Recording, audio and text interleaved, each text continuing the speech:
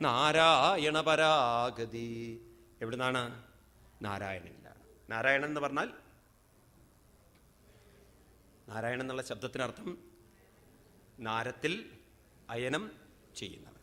ഇനി നമ്മൾ ഒന്നുകൂടി ശ്രദ്ധിക്കും. ഞാൻ ഈ സൃഷ്ടിയെക്കുറിച്ച് നാരായണൻ എന്നുള്ള ശബ്ദം അത് നമുക്ക് ഏത് വിധത്തിൽ മനസ്സിലാക്കി തരുന്നു. അതായത് 1000 ഫണങ്ങളുള്ള അനന്തൻ, ആ അനന്തൻ കിടക്കുന്നത് പാലാഴി. ആ അനന്തൻ്റെ മുകളിലാണ് ആദിനാരായണ രൂപം. അദ്ദേഹത്തിൻ്റെ പൊക്കിളിൽ നിന്നാണ് താമര വരുന്നത്. ആ താമരയിലാണ് ആരിയ്ക്കുന്നത്? ബ്രഹ്മാവിരിക്കുന്നത്. ഇങ്ങനെയൊരു ചിത്രമാണല്ലോ നമ്മൾ ട്രിവാൻഡ്രത്ത് പോയാൽ കാണുന്നത്, അനന്തപത്മനാഭൻ്റെ ചിത്രം. അങ്ങനെയൊരു ഭഗവാൻ ഒരു ഭാഗത്ത് കിടക്കണോ എങ്കിൽ പാവം വിഷമം തന്നെയല്ലേ?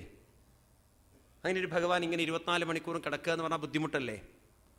തലയിൽ കയറിയിരിക്കുക എന്ന് കേട്ടിട്ടുണ്ട്. ഇത് വയറിൻ്റെ മുകളിൽ ഒരാൾ കയറിയിരിക്കുക പറഞ്ഞാൽ, അതും പാമ്പിൻ്റെ മുകളിൽ കിടക്കണോ ദൈവം എന്നൊക്കെ പറഞ്ഞാൽ, അപ്പം അതിൻ്റെ പിന്നിലൊരു ശാസ്ത്രീയമായ സത്യമുണ്ട്, സൃഷ്ടിയുടെ രഹസ്യമുണ്ട്. അതെന്താണത്? 1000 ഫണങ്ങളുള്ള അനന്തൻ എന്ന് പറഞ്ഞാൽ അഗ്നിയെയാണ് സൂചിപ്പിക്കുന്നത്. ആരാണ്? 1000 നാവുള്ള അഗ്നി. പാലാഴി എന്ന് പറഞ്ഞാൽ വെള്ളം തന്നെ. അപ്പോൾ വെള്ളമുണ്ട്, അഗ്നിയുണ്ട്, അതിൻ്റെ മുകളിൽ ശയിക്കുന്ന ഭഗവാൻ നാരായണൻ, നാരത്തിൽ അയനം ചെയ്യുന്നവൻ നാരായണൻ. ഇവിടെ നാരം എന്നുള്ള ശബ്ദത്തിന് വെള്ളം എന്ന് മാത്രമല്ല അർത്ഥം, അറിവ് എന്നുള്ളൊരർത്ഥമുണ്ട്, ജ്ഞാനം എന്നൊരർത്ഥമുണ്ട്. അപ്പോൾ അറിവിൽ ശയിക്കുന്നവൻ, അറിവിൻ്റെ സ്വരൂപമായിരിക്കുന്നവൻ നാരായണൻ. ഇനി ഭഗവാന്റെ പൊക്കിളിൽ നിന്നും താമരത്തണ്ട് വരുന്നു. താമരത്തണ്ടെന്ന് പറഞ്ഞാൽ പ്രാണൻ എന്നർത്ഥം. പ്രാണന്റെ പ്രതീകമാണ് താമരത്തണ്ട്. അതിലിരിക്കുന്ന താമര എന്ന് പറഞ്ഞാൽ മനസ്സ്, മനസ്സിൻ്റെ പ്രതീകമാണ് താമര. അതിലിരിക്കുന്ന ബ്രഹ്മാവെന്ന് പറഞ്ഞാൽ ആ മനസ്സിൻ്റെ 4 ഭാവങ്ങളാണ് മനസ്സ്, ബുദ്ധി, ചിത്തം, അഹങ്കാരം. ഇങ്ങനെയുള്ള ഈ ഭാവങ്ങളാണ് ആദിനാരായണ രൂപം എന്ന് പറയുന്നത്. എന്ന് പറഞ്ഞാൽ എന്താർത്ഥം? സൃഷ്ടി ചെയ്യണമെങ്കിൽ ഈ സാമഗ്രികളൊക്കെ ഉണ്ടാവണം, ഇല്ലെങ്കിൽ എന്ത് നടക്കില്ല? സൃഷ്ടി നടക്കില്ല. അഗ്നി വേണം, വെള്ളം വേണം, പ്രാണൻ വേണം, അറിവ് വേണം, എല്ലാം വേണം, അല്ലെങ്കിൽ വലിയ അപകടമാണ്. നോക്കൂ, നമ്മുടെ സിസ്റ്റങ്ങളൊക്കെ എടുത്ത് നോക്കൂ നിങ്ങൾ. ഹൃദയം അത് വെക്കേണ്ട സ്ഥാനത്താണ് വെച്ചിട്ടില്ലെങ്കിലോ? കണ്ണ്, മൂക്ക്, ചെവി, കാത് ഇതൊക്കെ വെക്കേണ്ട സ്ഥാനത്ത് വെച്ചിട്ടില്ലെങ്കിൽ അപകടമല്ലേ? ഇപ്പം ആളുകളുണ്ടല്ലോ വാസ്തു എന്ന് പറഞ്ഞ് ഓടുന്നുണ്ടല്ലോ. എന്താ ഈ വാസ്തു എന്ന് പറയുന്നത്? വീടിൻ്റെ സ്ഥാനം തെറ്റിക്കഴിഞ്ഞാൽ അപകടമാവുന്ന ആളുകൾക്കോ ചിലർക്കൊക്കെ ബോധ്യമുണ്ടല്ലോ. അടുക്കള വെക്കേണ്ട സ്ഥാനത്ത് അടുക്കള വെച്ചിട്ടില്ലെങ്കിൽ, ബാത്റൂം വെക്കേണ്ട സ്ഥാനത്ത് ബാത്റൂം വെച്ചിട്ടില്ലെങ്കിൽ, ഇവിടെയൊക്കെ ഉണ്ടല്ലോ ആളുകൾ അന്ധവിശ്വാസത്തിൽ ഓടുകയാണ്. അപ്പോൾ എല്ലാറ്റിൻ്റെ പിന്നിലും, ഈ സൃഷ്ടിയുടെ പിന്നിൽ അഗ്നി വേണം, വെള്ളം വേണം, പ്രാണന്റെ പ്രവർത്തനങ്ങൾ വേണം, അറിവ് വേണം, എല്ലാം വേണം. അങ്ങനെ നമ്മൾ നോക്കിക്കഴിഞ്ഞാൽ നമ്മളെയൊക്കെ ജീവിതം, നമ്മൾ എളുപ്പം നിങ്ങൾക്ക് മനസ്സിലാവുന്ന രീതിയിൽ ഞാൻ പറയുകയാണേ, നമ്മുടെയൊക്കെ സ്വന്തം ജീവിതം എടുത്ത് നോക്കൂ. ഭക്ഷണം നമ്മൾ വേവിക്കണം, വെള്ളം വേണമല്ലോ, അഗ്നി വേണമല്ലോ, വേവിക്കണോ, നമ്മൾ കഴിക്കണം. അത് ഉള്ളിലെത്തണോ, അത് ദഹിക്കാൻ വായു വേണം, വേണോ വേണ്ടയോ? വെള്ളം വേണം, വേണോ വേണ്ടയോ? അഗ്നി വേണോ, അത് ദഹിക്കണം. അത് ദഹിച്ച് നമ്മുടെ ശരീരത്തിലേക്ക് ചേരണം, ബ്ലഡായി, അതുപോലെ തന്നെ മാംസവും അതുപോലെ അസ്ഥി മജ്ജയൊക്കെ ആവുന്നു, ബ്ലഡാവുന്ന ഒരംശം. ആ ബ്ലഡിൽ അഗ്നിയുണ്ടോ, ചൂടുണ്ടോ, ഉണ്ടോ ഇല്ലയോ? വായുവുണ്ടോ? ഉണ്ട്. അത് വെള്ളമുണ്ട്. അത് ശരീരത്തിലൂടെ പ്രവർത്തിക്കുന്നു, മലമൂത്രങ്ങളൊക്കെ ഒരു ഭാഗത്തുണ്ടാവുന്നു, അത് പുറത്തേക്ക് പോകുന്നു, അങ്ങനെ ഈ പ്രവർത്തനങ്ങൾ നടക്കുന്നു. ഇനി ഒരു സൃഷ്ടി ചെയ്യണമെന്നുണ്ടെങ്കിൽ മനസ്സിൽ വികാരം വരുമ്പോൾ ശരീരത്തിൽ പ്രാണപ്രവർത്തനം കൂടുന്നു. ആ വികാരങ്ങളെ കൊണ്ട് ശരീരത്തിലുള്ള ബ്ലഡ് കൂടുതൽ ചൂടാകുന്നു. രക്തം ബീജമായി തീരണമെങ്കിൽ അഗ്നിയുടെ സാന്നിധ്യത്തിലേ സാധിക്കുള്ളൂ. അഗ്നി എന്ന് പറഞ്ഞാൽ അടുപ്പിൽ കത്തിക്കുന്ന അഗ്നി നറുത്തെടുക്കരുത്, ചൂട് നറുത്തെടുക്കണം. അങ്ങനെ ആ ചൂടിൻ്റെ സാന്നിധ്യത്തിൽ അത് ബീജമായി തീരുന്നു. അതുപോലെ സ്ത്രീയുടെ ശരീരത്തിലും ബ്ലഡ് അണ്ഡമായി തീരുന്നു. അപ്പം അഗ്നിയുടെ സാന്നിധ്യത്തിലാണല്ലോ ഉണ്ടാവുന്നത്, അല്ലേ? അത് കഴിഞ്ഞ് ബീജം അണ്ഡവുമായി ചേരുന്നു. ഒരു പർട്ടിക്കുലർ ചൂടിൽ മാത്രമേ ബീജത്തിന് അണ്ഡത്തിനോട് ചേരാൻ സാധിക്കുകയുള്ളൂ. നിങ്ങൾ കണ്ടിട്ടുണ്ടോ പക്ഷികളൊക്കെ അടയിരുന്ന് ആ മുട്ട വിരിയണമെങ്കിൽ അതിൽ പർട്ടിക്കുലർ ഒരു പ്രത്യേക ടെമ്പറേച്ചർ വേണോ വേണ്ടയോ? അഗ്നിയിലേ അത് വിരിയുള്ളൂ. അങ്ങനെ ഗർഭപാത്രത്തിൽ ആ കുട്ടി വളരുന്നു. അപ്പോഴും വെള്ളമുണ്ട് അതിൻ്റെ അകത്ത്. കുട്ടി കിടക്കുന്നത് മുഴുവൻ വെള്ളത്തിലാണ്. ആണോ? അതിലും അഗ്നി വേണോ വേണ്ടയോ? അതിലും വായുവിൻ്റെ ഒരു പ്രവർത്തനം വേണം, അല്ലെങ്കിൽ കുട്ടിക്ക് അവിടെ നിൽക്കാൻ പറ്റില്ല. വേണോ വേണ്ടയോ? പിന്നീട് അമ്മയുടെ ശരീരത്തിൽ നിന്നും ഭക്ഷണം ആ കുട്ടിക്ക് കിട്ടണു. മൂക്കിലേക്കല്ല കണക്ട് ചെയ്ത് കൊടുത്തത്, ആണോ? പൊക്കിളിലേക്കാണ്. ആ വഴിക്കാണ് കുട്ടി അതൊക്കെ സ്വീകരിക്കുന്നത്. അത് കഴിഞ്ഞ് കുട്ടി പുറത്തു വരുന്നു. പുറത്തു വരുന്ന സമയത്ത് ടെമ്പറേച്ചർ അനുകൂലമായിരിക്കണം.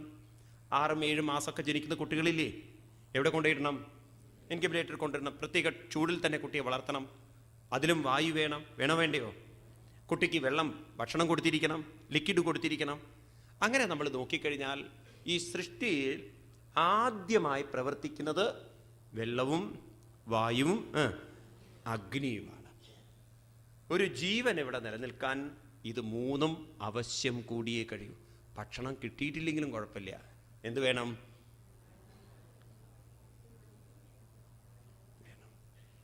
ഭക്ഷണം കിട്ടിയില്ലെങ്കിലും കുഴപ്പമില്ലല്ലോ. വെള്ളം കുടിക്കാനില്ലെങ്കിൽ നിങ്ങൾ വെള്ളം കുടിക്കും.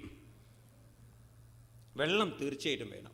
ഇങ്ങനെ നമ്മൾ നോക്കിക്കഴിഞ്ഞാൽ ഭഗവാനിൽ നിന്നും പ്രകടമായ രൂപങ്ങൾ, ഈ ശരീരം അഗ്നിയാലും വായുവിനാലും വെള്ളത്തിനാലും വികസിച്ചതാണ്. ഏത്?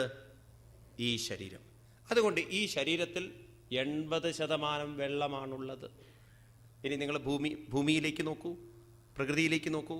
പ്രകൃതിയിൽ 80% വെള്ളമാണുള്ളത്. ഭൂമിയിൽ 3/4 വെള്ളമാണുള്ളത്. അതിനേക്കാൾ കൂടുതൽ വ്യാപ്തിയിൽ വായു ഇരിക്കുന്നു, അല്ലേ?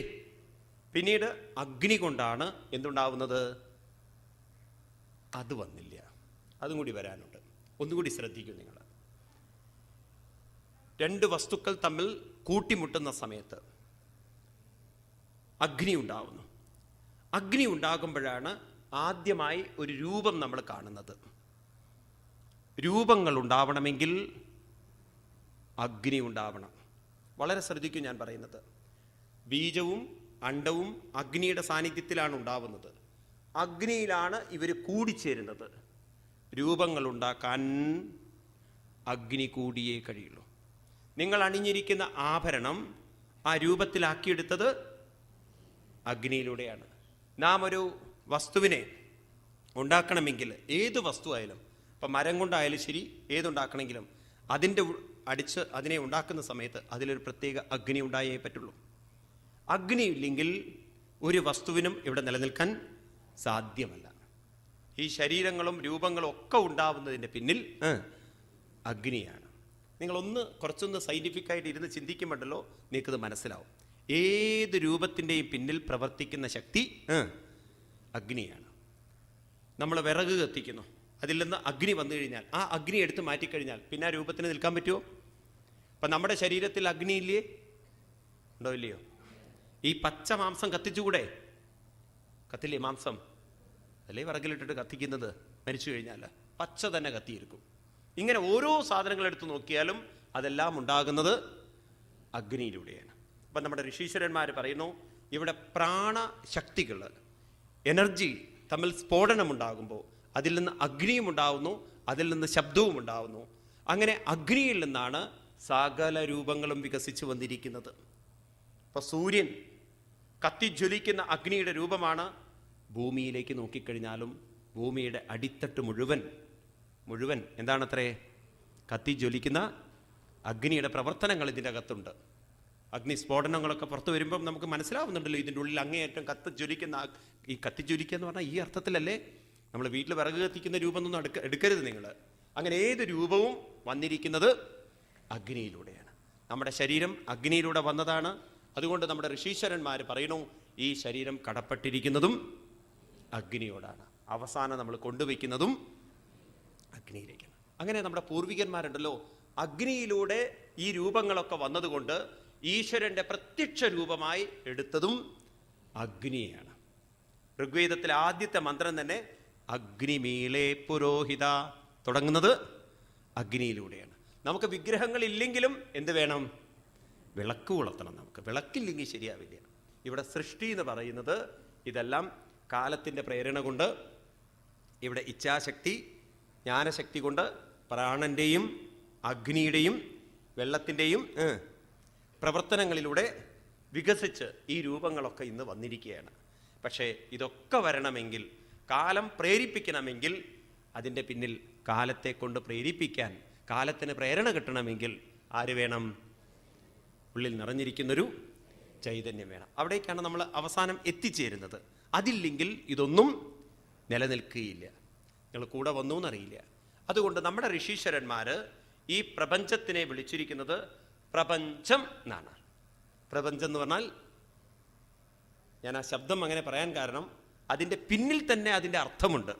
ആ ശബ്ദത്തിൽ തന്നെ അതിൻ്റെ അർത്ഥമുണ്ട്. പ്രപഞ്ചം എന്ന് പറഞ്ഞാൽ പ്രകർഷേണ 5 ശക്തികൾ നിറഞ്ഞതാണ് പ്രപഞ്ചം.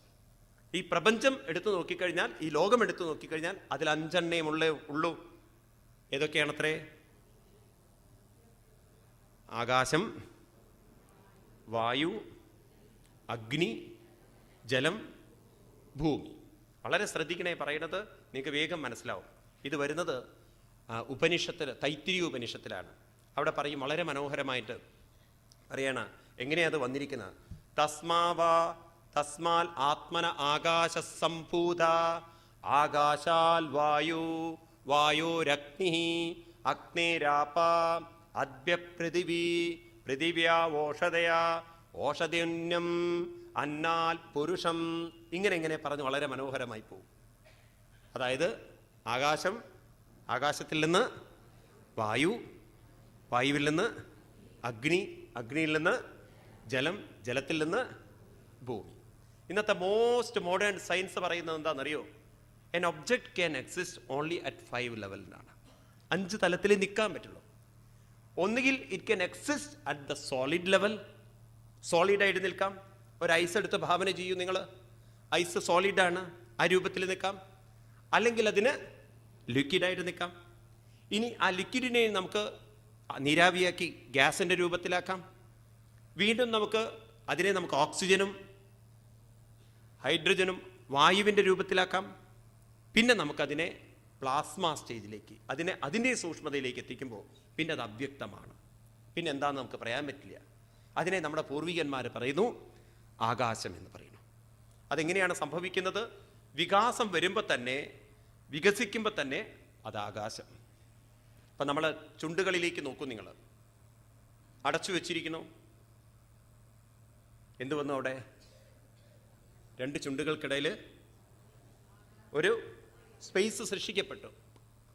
അങ്ങനെ സൃഷ്ടിക്കപ്പെടുന്ന സമയത്ത് നേരത്തെ 1 ആയിരുന്നത് 2 ആയി. 1 താഴെയും 1 മേലെയും. 1 ശക്തി കുറഞ്ഞതും 1 ശക്തി കൂടുതലും. 1 നെഗറ്റീവും 1 പോസിറ്റീവും. അതുകൊണ്ട് ഈ പ്രപഞ്ചം എന്ന് പറയുന്നത് കൂട്ടിഘടിപ്പിച്ചിരിക്കുന്നത് ഈ 2 ശക്തികളിലൂടെയാണ്. 1 പോസിറ്റീവായിട്ടുള്ള ശക്തി, 1 നെഗറ്റീവായിട്ടുള്ള ശക്തി. സൂര്യന് എല്ലാ ഗ്രഹങ്ങളെയും അതിലേക്ക് ആകർഷിക്കാനുള്ള കഴിവുണ്ട്. അത് കൂടുതൽ ഫോഴ്സ്ഫുള്ളാണ്, അത് പോസിറ്റീവാണ്. ഓരോ ഗ്രഹത്തിനും അതിൻ്റെ തലത്തിലേക്ക്, അതിൻ്റെ കേന്ദ്രത്തിലേക്ക് എല്ലാ ശക്തികൾ, അതിൻ്റെ ഓർബിറ്റിൽ വരുന്ന സാധനങ്ങളെ ആകർഷിക്കാനുള്ള കഴിവുണ്ട്. ഭൂമിക്ക് ഭൂഗുരുത്വാകർഷണ ശക്തിയുണ്ട്, ചന്ദ്രനുമുണ്ട് ആകർഷണ ശക്തി. പക്ഷേ അവരുടെയൊക്കെ ശക്തി ഓരോന്നിനെയും അപേക്ഷിച്ച് കുറവാണ്, സൂര്യനെ അപേക്ഷിച്ച് വളരെ കുറവാണ്. ഇതുപോലെ നമ്മുടെ വ്യക്തിത്വത്തിലും ഈ 2 ശക്തികൾ പ്രവർത്തിക്കുന്നുണ്ട്. ഒരു നെഗറ്റീവ് ശക്തിയും ഒരു പോസിറ്റീവ്. പ്രപഞ്ചത്തിലുള്ള സകലതിലും നെഗറ്റീവുമുണ്ട്, പോസിറ്റീവ്. നിങ്ങളുടെ ബ്ലഡിലുണ്ടോ? ഉണ്ടോ ഇല്ലയോ? പോസിറ്റീവ് കോപ്പസും ഉണ്ട്, വൈറ്റ് കോപ്പസും റെഡ് കോപ്പസും നമുക്ക് കാണാൻ സാധിക്കും. ഇതുപോലെ തന്നെ നമ്മൾ ശ്വസിക്കുന്നത് ഓക്സിജൻ, ഉള്ളിലെത്തിക്കഴിഞ്ഞാൽ കാർബൺ ഡൈ ഓക്സൈഡ്. ഇതുപോലെ ഓരോ സെല്ലിലും പോസിറ്റീവ് ഉണ്ട്, നെഗറ്റീവ് ഉണ്ട്. ഇതിൻ്റെ ബാലൻസ് ആണ് പ്രകൃതി എന്ന് പറയുന്നത്. സൂര്യൻ ഉദിക്കുകയും വേണം, അസ്തമിക്കുകയും വേണം. പകലും വേണം, രാത്രിയും വേണം. ഏതെങ്കിലും ഒന്ന് മാത്രമായാലോ ഇവിടെ പ്രപഞ്ചത്തിന് നിലനിൽക്കാൻ സാധിക്കില്ല. നിങ്ങൾ ഉടുത്തിരിക്കുന്ന വസ്ത്രം, അതിൽ ഒരു ഡയറക്ഷനിൽ മാത്രമാണ് നൂല് വെച്ചതെങ്കിലോ വസ്ത്രമുണ്ടാക്കാൻ കഴിയില്ല. അതിനൊന്ന് തലങ്ങും വിലങ്ങും, അല്ലേ? ഒരു ഹൊറിസോണ്ടലും ഒരു വെർട്ടിക്കലുമായിട്ട് നമ്മളതിനെ നെയ്തെടുത്തിരിക്കണം. എന്താ? ഊടും പാവും എന്ന് പറയും. ഇപ്രകാരം ഏത് വസ്തുക്കളെടുത്ത് നോക്കിയാലും അതിലെല്ലാം ഒരു നെഗറ്റീവും വേണം, പോസിറ്റീവും വേണം. എല്ലാ വസ്തുക്കളിലും ഉണ്ട്. അങ്ങനെയാണെങ്കിൽ മനസ്സിലും എന്തുണ്ടാവണം? നെഗറ്റീവ് ചിന്തകളും ഉണ്ടാവണം, പോസിറ്റീവ് ചിന്തകളും ഉണ്ടാവണം. ഭഗവാൻ ശ്രീകൃഷ്ണൻ ഉണ്ടല്ലോ ഒരിക്കലും പറഞ്ഞിട്ടില്ല നെഗറ്റീവ് ചിന്തകളില്ലാത്തവരാണ് നല്ലവരെന്ന്. ഭഗവാന് നല്ല ബോധ്യമുണ്ട്. ഏത് മനസ്സിലും നെഗറ്റീവും ഉണ്ടാവും, ഏത് മനസ്സിലും പോസിറ്റീവ് ഉണ്ടാവും. പിന്നെ ആരാണ് ചീത്ത, ആരാണ് നല്ലവൻ? ഭഗവാന്റെ ഭാഷയിൽ പറഞ്ഞാൽ നല്ലവൻ എന്ന് പറയുന്നത് ഈ പോസിറ്റീവിനെയും നെഗറ്റീവിനെയും ബാലൻസ് ചെയ്യാൻ പറ്റുന്നവനാണ് നല്ലവൻ എന്ന് പറയുന്നത്. ഭഗവാൻ ഒരിക്കലും പറയുന്നില്ല പോസിറ്റീവ് ചിന്തകൾ മാത്രമുള്ളവെന്ന്. 100% നുണയാണത്. ഒരാൾ പറയാണ് എൻ്റെ മനസ്സിൽ ഇതുവരെ നെഗറ്റീവ് വന്നിട്ടില്ല പറഞ്ഞാൽ അയാളേക്കാളും വലിയ നുണയുള്ളവൻ ലോകത്തിലുണ്ടാവില്ല. മനസ്സിലായില്ലേ? എല്ലാറ്റിലും നല്ലതുമുണ്ട്, എല്ലാറ്റിലും ചീത്തമുണ്ട്. അതുകൊണ്ട് ശ്രീകൃഷ്ണ ഭഗവാൻ പറയുന്നത് നിങ്ങൾ നെഗറ്റീവ് വന്നാലും പോസിറ്റീവ് വന്നാലും എന്ത് ചെയ്യണം? സുഖദുഃഖേ സമീകൃത്വാ ലാഭാലാഭോ ജയാജയോ തതോ യുദ്ധ്വായ യുജ്യസ്വ നൈവം പാപമവാപ്സ്യസി. സുഖം വരും പോസിറ്റീവ്, ദുഃഖം വരും നെഗറ്റീവ്. സുഖം വരുമ്പോഴും ദുഃഖം വരുമ്പോഴും മനസ്സിലാവുണ്ടോ? വെറും സുഖം മാത്രം നിങ്ങളുടെ ജീവിതത്തിൽ വരില്ല. സുഖം വരുമ്പോഴും ദുഃഖം വരുമ്പോഴും അതിനെ സമമാക്കി തീർക്കൂ. ഇതുപോലെ തന്നെ ജയം വരും പോസിറ്റീവ്, പരാജയം വരും നെഗറ്റീവ്. അതിനെന്ത് ചെയ്യണം? മാനം വരും പോസിറ്റീവ്, അപമാനം വരും നെഗറ്റീവ്. ഇങ്ങനെ എവിടെ നോക്കിക്കഴിഞ്ഞാലും ജീവിതത്തിൽ ആരോഗ്യമുള്ള അവസ്ഥയും വരും, അനാരോഗ്യവും. നിങ്ങൾക്ക് എപ്പോഴും ആരോഗ്യമുള്ളൊരു ജീവിതത്തെ എടുക്കാൻ സാധ്യമല്ല. കാരണം പ്രകൃതി എന്ന് പറഞ്ഞാൽ ആരോഗ്യവും അനാരോഗ്യവും ചേർന്നതാണ്. പ്രകൃതിയെ ബാലൻസ് ചെയ്യാൻ നമുക്ക് സാധിക്കുകയാണെങ്കിൽ നമ്മുടെ ജീവിതത്തെ നമുക്ക് കൊണ്ടുപോകാൻ സാധിക്കും. അതിലേക്ക് നിൽക്കട്ടെ. ആദ്യം സൃഷ്ടി മുഴുവനായിട്ടല്ലേ ബാലൻസ് ചെയ്യൽ. ഞാൻ ഈ കാര്യം പറയാൻ വേണ്ടിയിട്ട് പറഞ്ഞു എന്ന് മാത്രം. അപ്പോൾ ഇവിടെ എല്ലാറ്റിലും നെഗറ്റീവുമുണ്ട്, പോസിറ്റീവുമുണ്ട്. അത് പറയാൻ വേണ്ടിയിട്ട് ഇതൊക്കെ പറഞ്ഞു എന്ന് മാത്രം. അപ്പോൾ ഇത് വന്നിരിക്കുന്നത് ആകാശാൽ വായു, വായോർ അഗ്നി, അഗ്നി രാപ്പ, ആപ്പാൽ. ആപ്പെന്ന് പറഞ്ഞാൽ വെള്ളപ്പമല്ല, സംസ്കൃതത്തിൽ ആപ്പെന്ന് പറഞ്ഞാൽ